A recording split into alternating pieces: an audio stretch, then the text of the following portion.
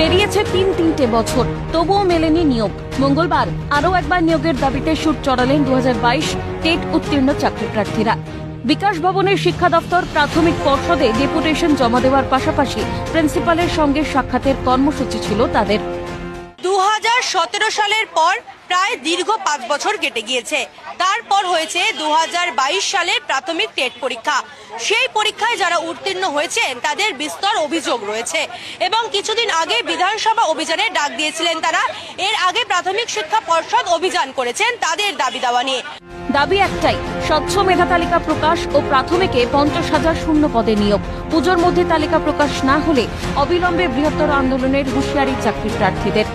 সব তো বেসরকারি স্কুলে পড়াচ্ছেন আমাদের ছেলে মেয়েদের, তারপর বিদেশে পড়তে যাচ্ছে, আর আমরা ওই সরকারি প্রাইমারি স্কুল থেকে পড়ে এসে সেখানে শিক্ষকতার স্বপ্ন দেখছি।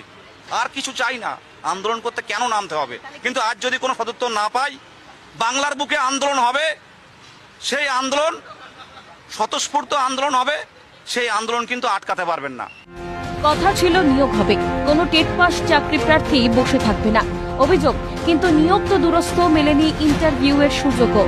এইদিকে 2215টি প্রাথমিক স্কুল শিক্ষক শূন্য। অবহেলা বলে তোপ চাকরি প্রার্থীদের। প্রাইমারি পর্ষদ সভাপতি বলেছিলেন